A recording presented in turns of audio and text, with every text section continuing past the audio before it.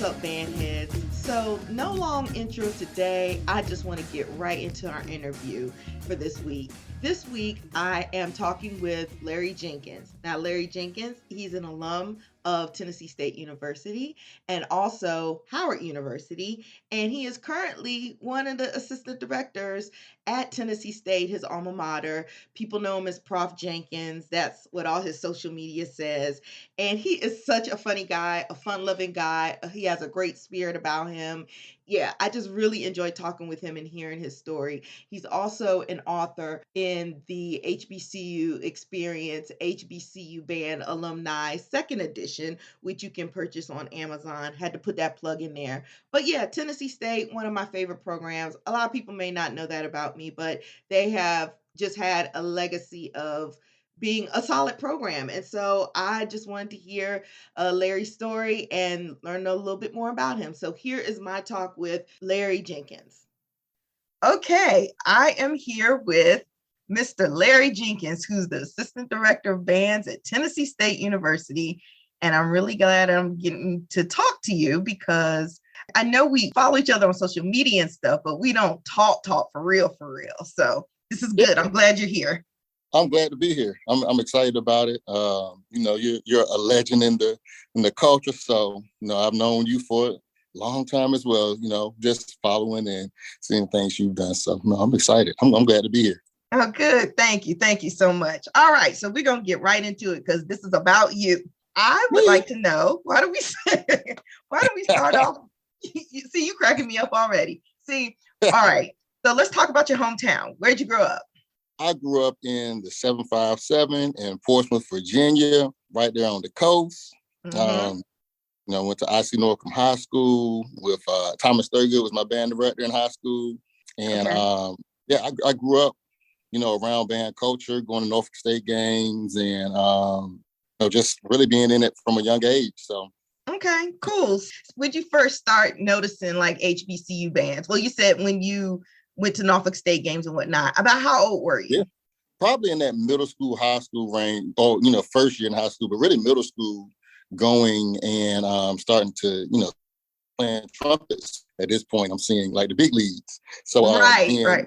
Yeah, in high school, I really got into it. We'll go to the games and, you're looking not only at Norfolk, I'm looking at who's coming into town. So I'm starting to get that firsthand experience of, what HBCU bands are like and the difference between certain programs and, even thinking back to that time and thinking about Honda Battle of the Bands becoming a thing during that time too. So now I'm seeing it in a different light. Fifth Quarter was a thing and Showtime Mag, all the culture starting to hit you. So yeah, I was immersed at that point. Okay, so let's go back a little bit to like what you say you're a trumpet player. So yes. when did you start playing the trumpet? Was it in middle school? 6th grade. I was in from the beginning. One of those folks where your mom tells the story and look at this picture here, and you see me with a toy trumpet and saxophone. So I loved it from an early age. But in elementary school, I joined the chorus or the choir and was singing.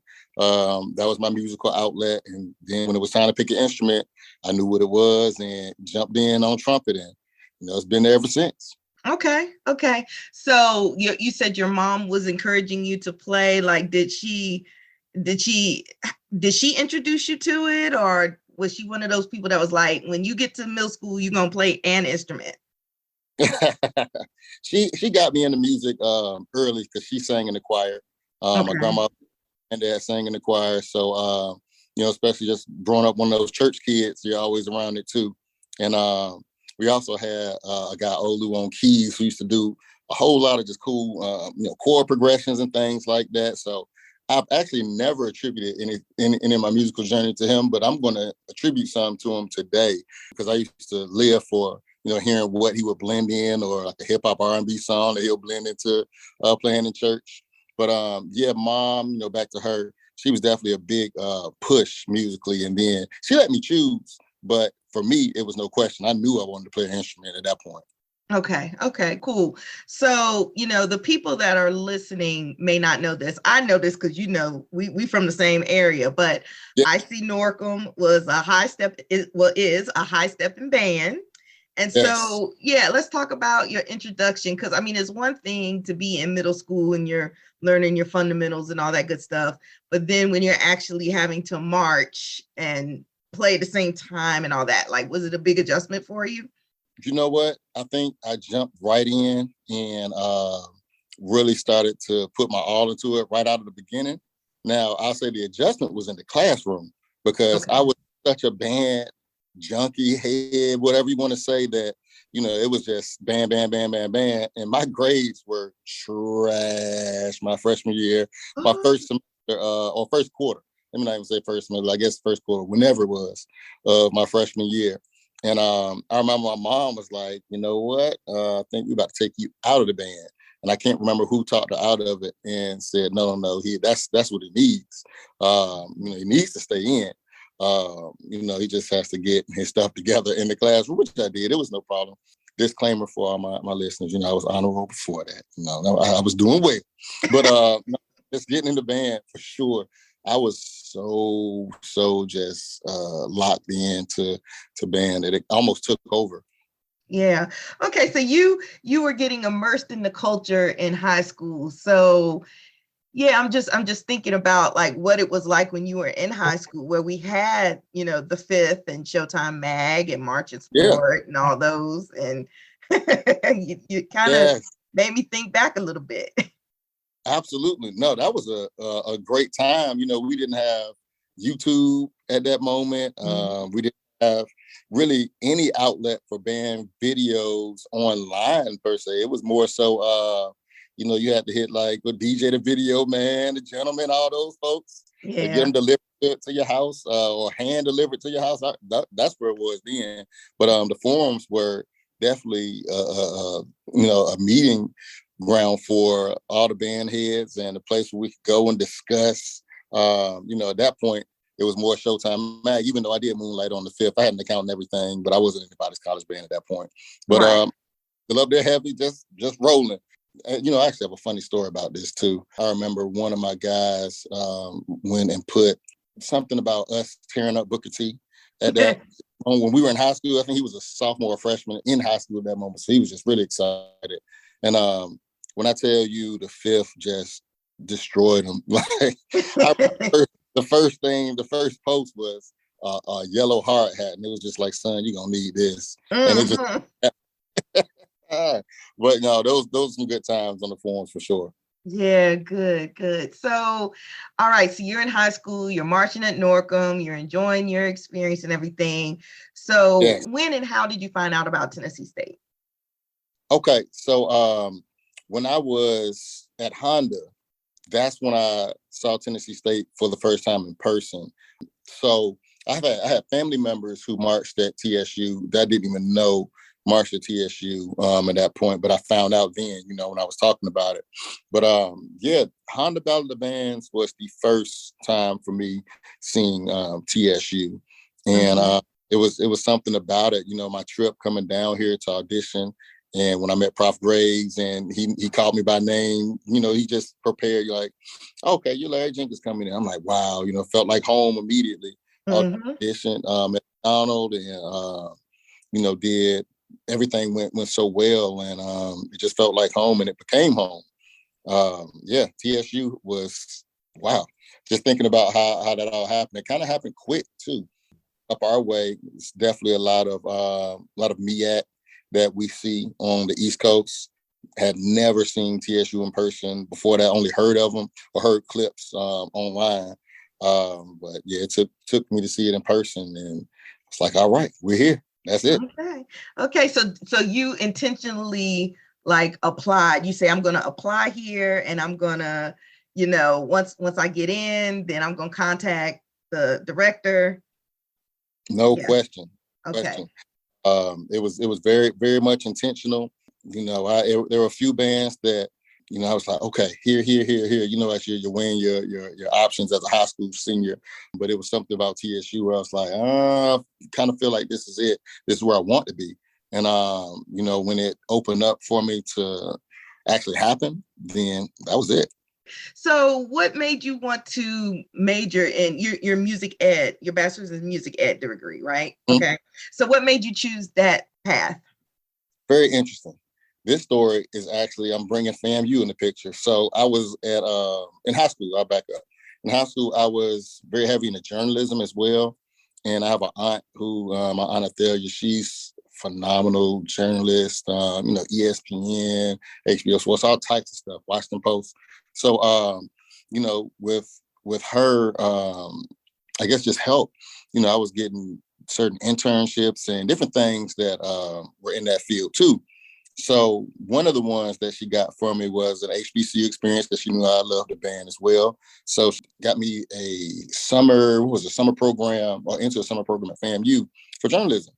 And so I was down there working on, the program, working on the paper that we were doing. I was the editor for this project. So I'm editing the paper and I hear FAMU's band camp outside at the exact same time. And in my mind, I'm like, would I rather be inside editing this paper or would I rather be playing my instrument right now? And, I was literally weighing it out at that moment. I said, I think I would rather be playing my instrument. Mm-hmm. And that was the moment where it clicked because I knew it was going to be one of the two, journalism or something mass comm or music and music ed. So it shifted right there where I knew that was the side I was going to go to. So shout out to FAMU for that one because that's all I'm gonna give you, fam. But that's where it happened. that's the only one. But no, all jokes aside, that moment was a pivotal moment for me to figure out what I wanted to do. Wow, you gotta keep that rivalry now. I know what it's like, Yeah, we get Atlanta Classic back. Yeah. Oh, I've been to the Atlanta Classic plenty of times, and that's a good time. So, all right, let's fast forward to you're at Tennessee State, and it's your first band camp. Tell me what that was like. You know what? The first band camp was culture shock slightly. It's different because now it's gone to the next level of musicianship. Physical training has gone up to the next level. The time, all day, that 5:45 in the morning hits different. You know what I mean? Now it's just different, and it feels like the next level.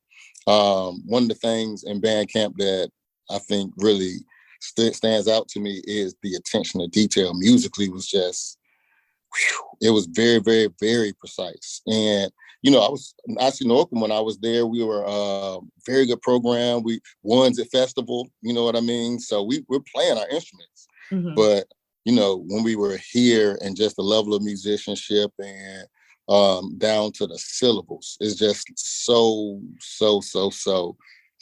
precise. So that's what starts to stand out. Like this music is serious, and it was really a good push. It helped me to look at my musicianship as far as where it can go differently. You know what I mean? You go from being the guy on your instrument to this guy sounds like a professional. Right. It's like, okay, so that those things I think really helped. And then being a freshman in the band, in a program that's established like this, that's humbling in itself anyway. So I'm just kind of quiet and learning and taking in a new experience at that point. Right. Okay. So yeah, you did some growing up in that program, in which that's what it was supposed to do. And look, we were working so hard, or at least personally, I'm just thinking about working so hard that one of my cousins, who I just saw him today, my cousin Calvin, he marched in the band in the 80s. And he came up with like a card and he was like, "Hey, happy birthday." I didn't even know what date it was. I didn't know it was my birthday until he told me it was my birthday. So that's what band camp did to me. That is kind of hilarious and kind of scary at the same time. Yeah. So yeah, let's talk about some rivalries. So I think I know two schools that I'm thinking about that you're going to talk about. So let's talk about some rivalries you had as being part of the Aristocrat of Bands. Absolutely. Of course, Jackson State with Southern Heritage Classic. And for us, it's probably different than anybody who's in the SWAC or the MEAC because we're in the OVC. So we don't necessarily have band rivalries in conference the same way, kind of with Jacksonville State, who they left the OVC now, but they were a really good band. But they were huge, right? They were the 400 and something piece band? Ridiculously huge. Just a block of people across the field. But no, Jackson State is definitely the first rivalry that comes to mind, because that's a game you look for every year at the top of the year. It's usually that second week, September, something like that. So it's one of the first big classics to hit every year too. So that one, the preparation and everything that goes into it, the parade, the school, really being behind, and the school energy that week, that's definitely an easy one to bring up as a rivalry for us, and a good rivalry, one that I've enjoyed over the years, since from being in the band all the way up until to this point. And another one that I miss some is the FAMU one. We see FAM every once in a while. Like, we've played them, I think 2015, 2017, since I've been here, something like that. But that's another one, just two historic programs. We have very storied histories and a lot of, you call them like firsts. I know FAM and us, just among others, but we have a lot of firsts, and I think that's something that's very cool between us. Story band directors, of course, we already know Dr. Foster. Here we have a very story director as well, Frank T. Greer.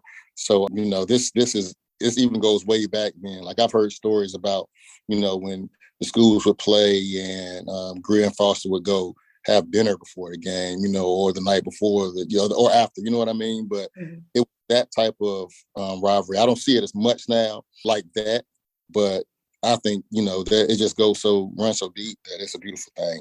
So those two are the ones that come to mind first. Yeah. I figured those were the ones that I thought of too. So, okay, so you're in, I'm thinking you're in symphonic band in the spring, marching band in the fall. You did Phi Mu Alpha, right, while you were at Tennessee State? On the backside. So when I was in undergrad, I actually didn't pledge any org. I was just in school. Okay, cool. So you graduate, and then what's like your first position? So my first position was in DCPS. I taught in Washington, D.C., and I have an interesting first position because I was teaching at two alternative schools. And one was Washington Metropolitan High School, and the other was Luke C. Moore. And Luke C. Moore High School was interesting because they were 16 to 22-year-olds. And so that means that peers literally in class, you know what I mean? I was young, I was like 23, 24, So, this was very, very interesting, but I really enjoyed it. I enjoyed DC. At Luke Seymour, I was the first, I guess, run of the music program. So we had our first concert, had folks playing with one finger on the piano, 3 people sitting to a piano but playing their part. And it's because it wasn't necessarily, working to create, the next band director per se. A lot of the students were, trying to get final credits to graduate, going into, different trades or becoming a firefighter, whatever the case may be. So, we wanted to make sure that we did something tangible, something that made sense. And we had our first performance. I mean, just all types of stuff. So I really enjoyed building there. But while I was there, also something that was very important was I used to go to Howard and just go pick the brain of Mr. Wash, Mr. Newsom, and kind of be around because they were right there. I could walk from Washington Met to Howard, like right across the street. So that's how that relationship actually started with them as well. Okay, well, dang, that's good. It sounds like you had some good mentors. So what was your first like HBCU or college level position? Okay, this TSU officially, but I was a very hands-on grad assistant at Howard. And so I went to Howard for grad school. I came back to Nashville before that because my wife now, but Stephanie was still here. And I'm like, I can go and teach in Nashville. So, I did that. But crazy story about even getting to Howard, though. So I'm in Nashville before I enrolled. It's probably March. I was in spring break. And I'm playing trumpet in church. And one of the guys beside me, he's an old aristocrat. I'm not saying old like that. If you listen, stride, not like that. But he was an aristocrat in the 80s, actually, with my cousin. And his son went to audition at Howard. And when he came back, so we're sitting in church, and he was like, hey, you need to call out to Howard. They were asking about you. And I'm saying, really? It's almost a year later. I'm in Nashville. And he was like, yeah, they had wondered where you went. They knew you were in DCPS, but, they had an assistantship open and wanted to know if you wanted it. So this happens on Sunday. Monday, I made the call, talked to Wash. Tuesday, I'm talking to Mr. Irby, who was my trumpet instructor, jazz band instructor, phenomenal. Mr. Irby played for every president since Nixon, up to Obama. Phenomenal. Wow. Tracks everything. But so talking to Mr. Irby on Tuesday, I was on a mega bus by Wednesday. Thursday, I had the assistantship. And I had no clue that Saturday before that it was going to happen. So that was it was meant to be. And got to Howard and had such an amazing experience. Mr. Newsom, Mr. Wash, Mr. Irby, some of the relationships I built with like my friend Truck, Jay Neal, who I'm in Brassville with, like lifelong friends, family. But that experience was probably my first position, I guess you could say. Mm-hmm. But I was just a very, very hands-on grad assistant, but they threw me out there and let me work, and I'm forever grateful. Wow, that is an amazing story. I hope that inspires someone. So after you were at Howard, then you got the opening that you're in now, right? Correct. Absolutely. Okay, and when did you get back to Tennessee State? 2014. So I'm going into my 9th year back this year coming up. So how does it feel to be back at your alma mater and like you get to see how the sausage gets made? Yes. It's been quite a ride so far. I always joke about even now. And again, I said, we have a lot of firsts as a band, but it's like I joke about this. I'm like, man, during my time, we didn't go as many places and do as much cool stuff. And I'm looking now in these past 9 years, we've been everywhere. It's just been insane from like the Netflix special with Cedric the Entertainer, random stuff like Keith Urban playing at Bridgestone, or, Lakers halftime and Rose Bowl recently, and White House. I just saw you with A-Ball and MJG posted up in Instagram. I was like, what's this? Yeah. We actually just had them at our convention. But yeah, Ball and G were there. We're doing right now. We have something, and you one of the first to hear, at least publicly. We have our documentary with Dallas Austin that's dropping. We have our album that's dropping, and this is the part. Oh yeah.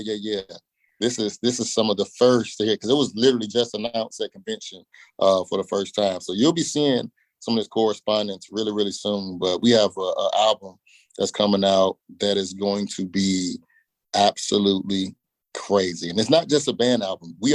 Put it this way, we are acting as an artist. So it's not a school band per se. The Aristocrat of Bands is going to be the artists. And just the star power on the album, we're looking. Wait, when does that come out? Right now. So we're in the finishing touches. You'll probably hear the single, which can be heard some in the doc with Jacqueline Carr. You see her in the video. The single Dance Survival will probably be coming out maybe the next couple weeks. It's right here for that.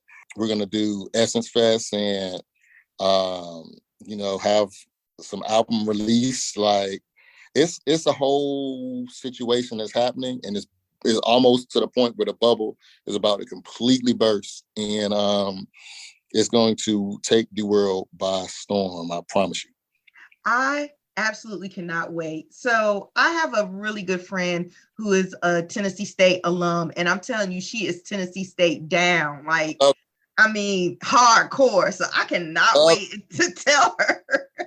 Yes. This is going to be special. I'm telling you now, it's going to be so special. So you've seen Dallas Austin around, you've seen Sir the Baptist around, which is one of my good friends. You've seen the Jacqueline now at this point, by seeing the documentary preview. Documentary right now was set to preview at Carnegie Hall. So it's moving. It's on that type of stage. This is, as they say, it is not a game. So Come on, Carnegie. That's what I'm talking about. HBCU bands, ours in particular. But this is, when we go out and, set this precedent, this is for everybody. We are a culture at the end of the day. So when one of us wins at a high level, we all win. So just, I can't wait to even go into more detail and for everybody to see and hear what's happening. But it's going to be real special. Y'all are doing some real big things at Tennessee State, and I am here for it. So let's switch gears a little bit. Talk about this book that's coming out. All right. So Larry is going to be in the second edition of the HBCU Experience, HBCU Band Alumni Edition. And he's one of the authors, and I'm very excited. I'm very excited for him to have his story come out. And so without telling everything, could you give a little teaser as to like what your chapter includes? Yeah, my chapter is centered around the thought that I can't believe this. And I think the reason why I chose that route was to kind of put a different spin on, I guess, what even the HBCU experience looks like. Because for me, what I'm talking about, and I guess I'll go ahead and spill just that little bit. What I'm talking about is my experience at the White House. So it's a little different than, when my I guess just background in band, but more so my story is kind of showing me like, look where band is taking me. You know what I mean? Like, because of the culture, because of what we do, I can stand here and, look out and I'll tell you about what I'm seeing and how this moment is one of those unbelievable moments, but it's not the only one. You'll hear me say, I can't believe this a few times through the chapter. And it's just one of those things where I really just give you a glimpse of what that moment felt like, but also how the HBCU band world, the band culture, how the Aristocrat of Bands has got me to this moment. And it's like my mom would tell me, when you see, get to these moments like this, just slow it down in your mind, like really stop and look at where you are, like absorb what's going on. So you're going to get, I guess, the ring out of all that was absorbed in those moments. That is good. I was a little bit nervous to even contact you to ask you to be in it because I was like, he's so busy and all this. So I'm glad that you got a chance to do your part in it. So I'm so honored to be a part of it. So glad to be able to share and to share that space with fellow HBCU graduates, alums, and colleagues, all that stuff. Because again, at the end of the day, it really is a family, and it's like if you know, it's a culture that we share, and if you've never experienced it, you just don't know. So I'm really glad to be able to share this space with everyone.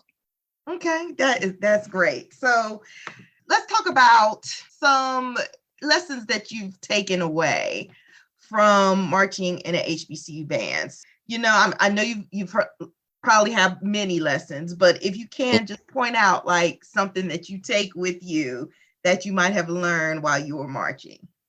I'll keep it kind of brief because you're right. There's so many lessons that you get from this. One, I'm gonna start with in our band room. We have a sign that says "Think," and it just sits right over the podium.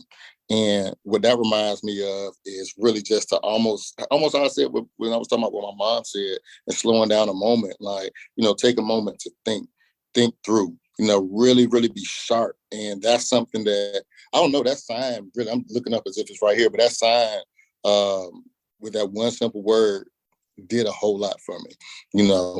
It's almost like it's like just branded into my brain, but to think. Number two, you get out what you put in in regards to, your work and your work ethic. And, you just have to be relentless when it comes to what you, want to accomplish, those type things. So that tenacity, being able to push through, that's something the band taught. And then the last one that I'll speak on is a phrase that we say that 10 say on your chest is bigger than you. And, that we can take it out of the context of band and everything for a second. And, just knowing that you as who you are, when you're going out and doing what you do, it's deeper than you. you have your ancestors on your shoulders. You have your parents on your shoulders. You represent more than, just you. And, that's something that is big for the students to hear. So when they're going out, it's a certain way that you need, certain decorum that you need to carry about yourself when you wear 10 state on your chest. It's bigger than just you. And I think that is a good lesson to take, that we all take with us. If you take heed, then it'll take you far too. Okay. All right. Man, that was a whole word. Let me find out. Okay. Yeah, so we're going to go ahead and wrap this up. And it's been a pleasure talking with you. I'm so glad that we got to have this chat. And I wish you much success. You've got a lot of stuff going on. And I'm glad that you could, find a little bit of time to talk to me. So I thank you for having me. I enjoyed it. This was very cool, as I already knew it would be.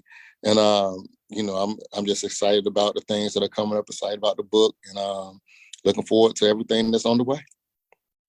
You have listened to the HBCU Band Experience with Christy Walker. Interviews and editing conducted by yours truly, Dr. Christy Walker. The music is District 4 by Kevin MacLeod, and you can find this podcast on HBCUbandexperience.podbean.com. You can find us on Apple Podcasts, Spotify, or wherever else you get your podcasts. Take care.